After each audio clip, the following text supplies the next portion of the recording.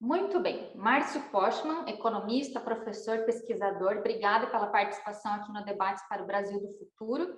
E em recente entrevista, o senhor comenta o seguinte, de que nos anos 80 era muito comum os partidos de esquerda ou direita discutirem e fazerem reflexões sobre o Brasil dos anos 2020, muito numa perspectiva de futuro, né? Esse futuro já chegou, e aí eu vou colocar aqui um comentário que o senhor fez. Abre aspas. Nós temos uma espécie de cancelamento desses debates porque a pauta de discussão resume-se à gestão, ao dia a dia. Não quero menosprezar e não que não seja importante, mas ela é uma redução do contexto econômico. É importante deixar claro que a política é quem define aonde queremos chegar e a economia define como chegar lá. E aí é com base nessa fala do senhor que eu faço a primeira pergunta, que ela é ampla, é complexa, mas trata desse como, né? Como é que nós podemos avistar um crescimento econômico e o aumento da renda do brasileiro aí frente ao cenário que nós temos? O que nós podemos pensar aí para o futuro? Oi, Luísa, obrigado aí pela oportunidade desse diálogo. O tema realmente é essencial. O Brasil é um país ainda incompleto, um país em construção. Nos falta de muito, desde a infraestrutura, uma parte da população brasileira não tem moradia adequada, até mesmo os que hoje têm moradia, elas já não mais dá conta, inclusive, das possibilidades que a digitalização, a era digital vem abrindo, inclusive oportunidades de exercício do trabalho em casa, do estudo em casa, enfim, é um país com oportunidades absolutamente necessárias de serem integradas numa construção nacional, né?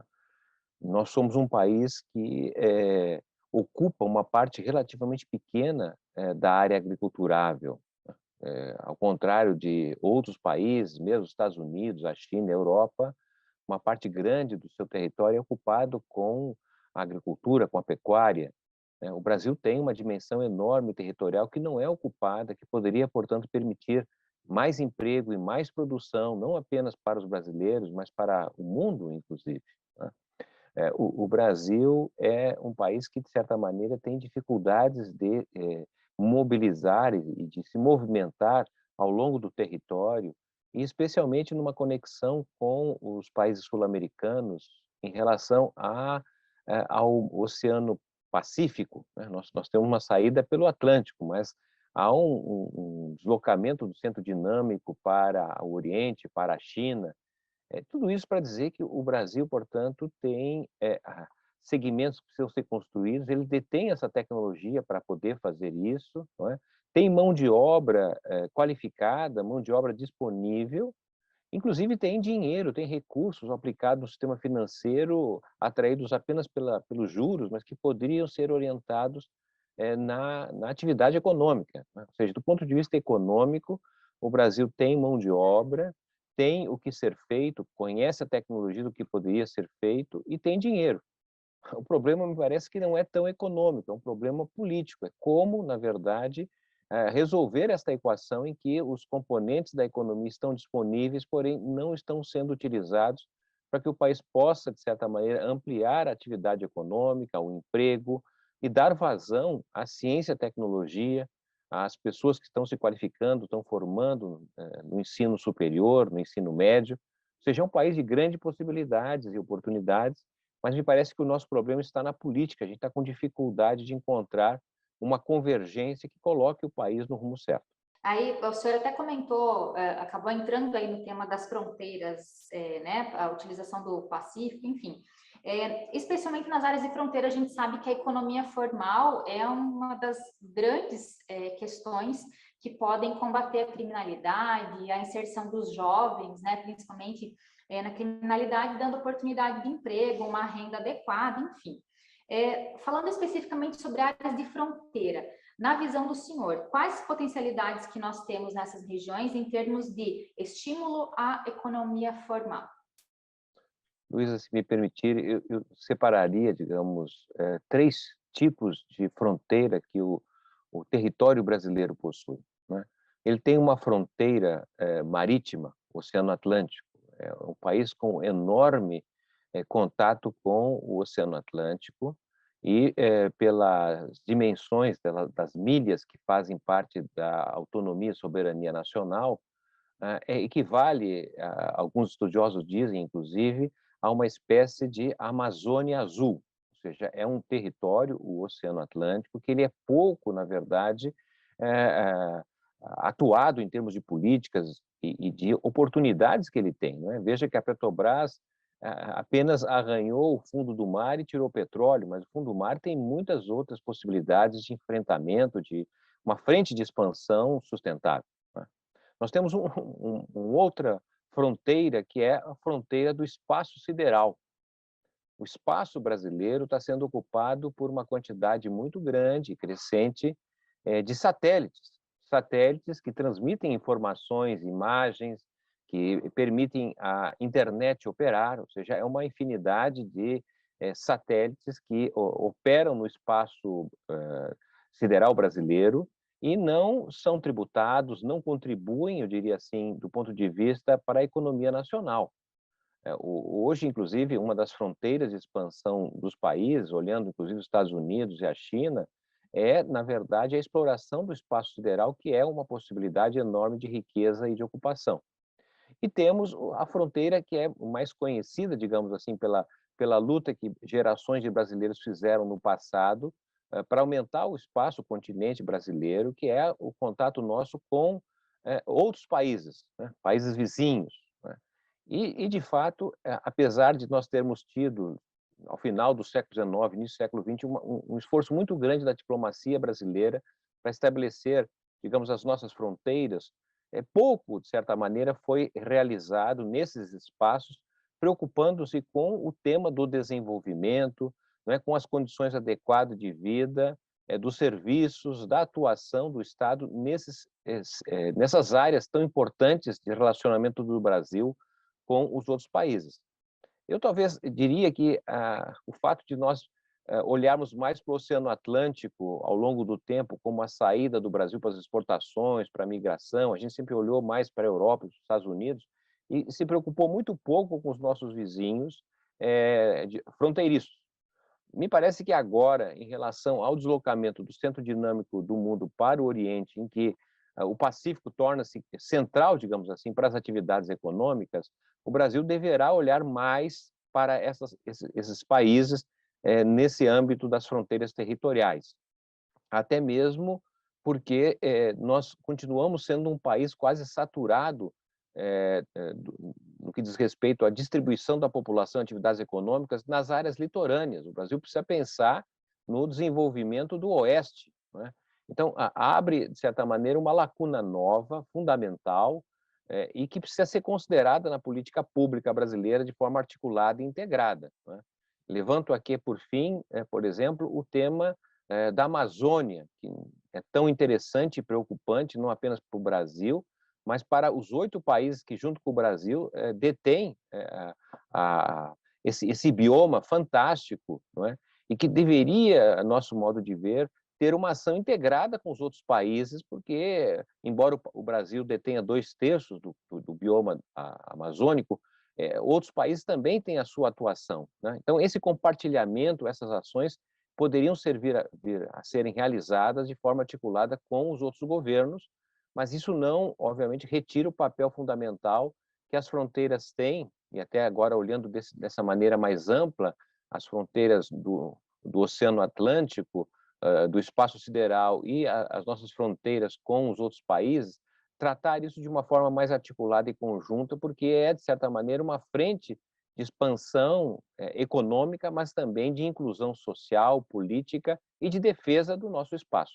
Pois é, pensando nessa fronteira oeste, né, que movimentos indutores essas lideranças do oeste, ou enfim, o Brasil deveria fazer para que nós conseguíssemos aí expandir a atuação do Brasil em outros mercados? Em grande medida, o controle das nossas fronteiras de certa maneira, um controle realizado desarticuladamente com o contexto nacional.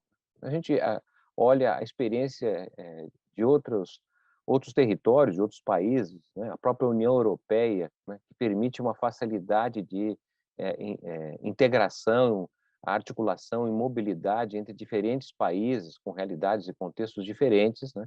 Nós percebemos que há, nesse sentido, uma grande possibilidade do Brasil experimentar ações que foram feitas em outros países e que nós não tivemos muito nesse sentido. Penso que o Brasil, ao longo do tempo, foi se preocupando muito com a integração dos estados da federação, mas, de certa maneira, preocupou-se um pouco com as populações que estão justamente nessa área intermediária entre os dois países, né? Entre os países que o Brasil faz fronteira. Me parece que é um papel em que o Estado, o governo federal, mas em articulação, por exemplo, uma frente de atuação com todos os prefeitos das cidades que fazem parte das fronteiras, né? Porque, obviamente, são realidades distintas do ponto de vista geográfico, não é? Até mesmo do ponto de vista da composição da população, da atividade econômica. Bem, isso exigiria, eu diria assim, uma atenção especial. Quem sabe, no passado, nós tínhamos um Ministério do Interior que olhava o interior do Brasil.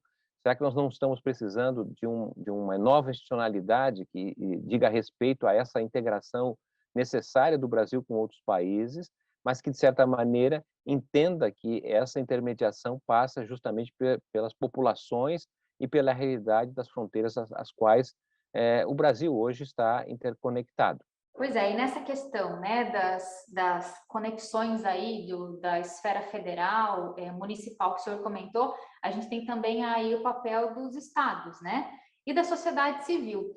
O que o senhor diria que cabe a cada um desses papéis aí como contrapartida para que nós tenhamos, digamos, uma sintonia em termos de desenvolvimento das áreas de fronteira? Talvez uma das ausências importantes, talvez a dificuldade de se colocar isso numa agenda nacional é a capacidade que os prefeitos, de certa maneira, das cidades de fronteira pudesse construir um grupo de pressão, né? Quantos parlamentares nós estamos num ano eleitoral, né?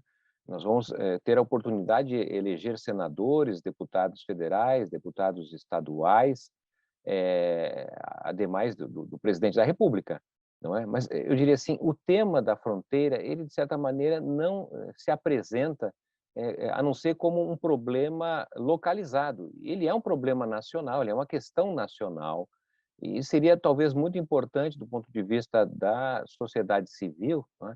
Que pudesse abrir esse debate com os nossos futuros representantes. Quer dizer, quais parlamentares, ou candidatos a parlamentares que se dedicariam ao tema da fronteira, né? Porque geralmente a gente pensa sempre como sendo uma responsabilidade do poder executivo, né? Mas sabemos hoje no Brasil a importância que tem o poder legislativo.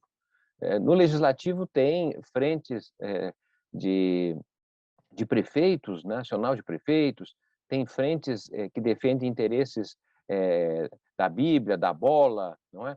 Mas haveria a possibilidade de criar uma frente de defesa dos interesses do Brasil na fronteira, não é? Poderia haver uma articulação dos prefeitos das cidades de fronteira.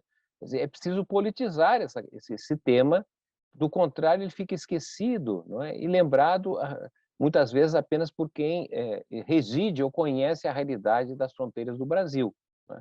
Então, como uma oportunidade, me parece que é necessário que o tema das fronteiras se transforme, de fato, num tema politizado, né? Politizado no bom sentido, que ele necessita da política, da intervenção da política, porque ele não é, a gente só vê isso como um problema, mas ele é uma grande possibilidade do ponto de vista de um mundo hoje globalizado, né? Nós estamos assistindo, inclusive, problemas nas chamadas cadeias globais de valor, da integração que se deu através das grandes empresas, desde a pandemia, não é? Há problemas sérios de atendimento de oferta de componentes. Talvez aí nós tenhamos uma possibilidade, o Brasil, junto com países latino-americanos, se transformarem num novo centro aí regional de produção e distribuição, né? Então, o tema, nesta terceira década do século XXI, ele talvez se apresente de uma maneira diferente daquela do passado, como sendo um problema, mas sim, sobretudo, uma oportunidade para o Brasil em articulação com outros países, reconhecendo que não se trata do final do Brasil em relação a outros países, mas justamente a oportunidade de um novo contexto de produção e integração entre os países. Perfeito, Márcio. Obrigada aí por abrir o debate em relação ao setor econômico brasileiro. É muito bacana esse olhar aí partindo das fronteiras, né? E realmente as potencialidades e necessidades de integração e articulação que nós temos. Muito obrigada pela entrevista e seguimos aí com os debates. Muito obrigado a você.